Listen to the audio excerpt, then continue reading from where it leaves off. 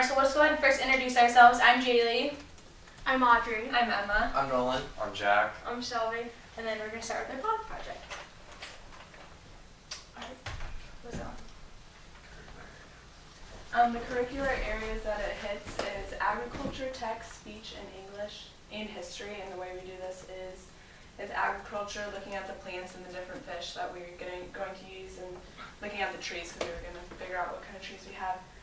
With tech was designing and figuring out the measurements of the pond. Speech is working with you guys and working with the partners. English is a presentation and speaking with the partners, and history is research on the pond. Perfect. Pond transformation. Alrighty. So some of the things that we're really going to work on and changing it, we're going to add a dock for sure. A fountain, that's really going to spice things up in the water. A path around, so that way you can go all the way around the pool. There's a lot of trees and woods in the back, so we take some of that out. Add lighting and seating, as well as plants to clean the water, as also to look pretty. Alright, so I'd had perimeter and landscaping. So in past projects last year we worked on with Big, one of our big thing was like pretty, like not just making like a dirt path and not just making it like a gravel path.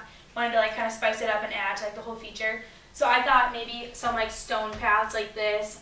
I had some ideas of some bridges, and then even like adding more unique textures and stuff, like putting rocks around it and kind of like building it up, making it a little more different, more unique than what just a regular pond, and like just flowers around it.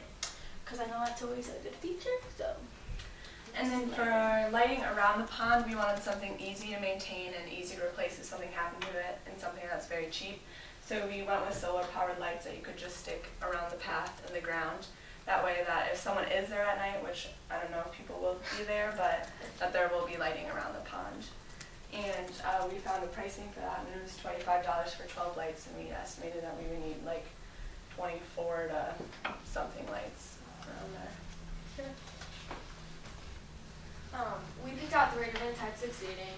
For the main seating, we picked out an octagon picnic table and a rectangle picnic table. And then for additional seating around the pond, we picked 3 different love seats. And they're all treated for protection against rot, mold, and decay. And the bolts and stuff are rust resistant. Okay, so we picked out 3 different types of fish, just easy, low cost, low maintenance fish. We were thinking about putting in an automatic fish feeder, so employees don't have to like go in and out and keep feeding them throughout the day. And then we put down diseases and stuff, so another easy way to prevent against those is, again, with a filter. That's basically. So for flowers, we have a couple different options. For water plants, we have like anacris, which are algae-eating plants, so then they'll help keep the water clean besides the filter. Also like lotus flowers and water lettuce, which are nice decoration but also good for the fish. And then we also have for land plants, we have the pink frost flower pictured here, which will survive the hardy winters here.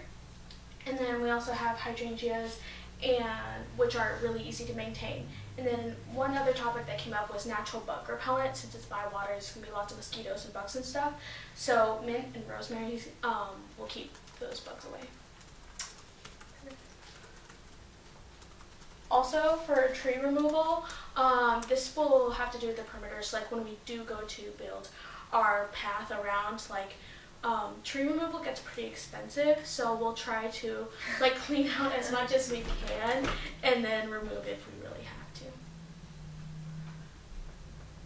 Okay, so for pond cleanup, there was a few different kind of like main chemicals or main things they use to clean. If you look up, there's a lot of algae on top, and depending on like what you want to use and how much water and how deep it is and all that is like what chemical you want to use and like, what your main, how much and stuff. And there's different ways to like mix them and apply them. Some you just pour right into the water and let it mix in. Some you want to let dissolve in buckets and then spray on the top. So we wanted to go about like cleaning up the algae, making it look pretty before we like add stuff in. That's like our first step. And then like you said, the trees, we're gonna try to like make that look pretty because I know right now they're kind of just like all over the place. And so then we'd be able to add a perimeter hopefully around most of it and make it look nicer. People can walk around. And we talked about maybe doing a bridge too, even somewhere along the path, just to add another feature. All right, the fountain. After looking over lots of fountains, we decided that the best option was a floating fountain. It is very low cost and very easy to set up. The one we were looking at has a diameter of 12 feet, which will prevent cause a very nice water feature. So to build the dock, cedar wood is the most commonly used wood and the best for a long period of time. It can last up to 10 years. And then for setting it up, making it float, we're thinking about either doing posts in the ground, or we think about barrels that they can float on. And that would just depend on, again, how deep the pond is, though. We weren't sure how far we wanted to go into that, and then obviously you'd have to measure all that. And then we're going to talk about your pictures. So we did a couple pictures of kind of what things would look like. So here you can see the octagon picnic table is in the already set up stone area. It would add lights around all the edges, and you can see the fountain in the back. These images are also in the back page of your packet. So currently the water's has algae on top. So once we clean it up, you can see the fountain there, the trails around the edge, and some of the trees are cleaned up. And yeah, spruced up and spiced up. It's fun. And then this final image here is of where the dock would be. So the dock would be pretty close to where the paved area already is and near the stairs, so that way we wouldn't need to build a second set of stairs. And also we'd clean up kind of the greenery and the extra grass growing around the wall. All right. I think that's all we got. Any questions? That's good. I like the. Sorry.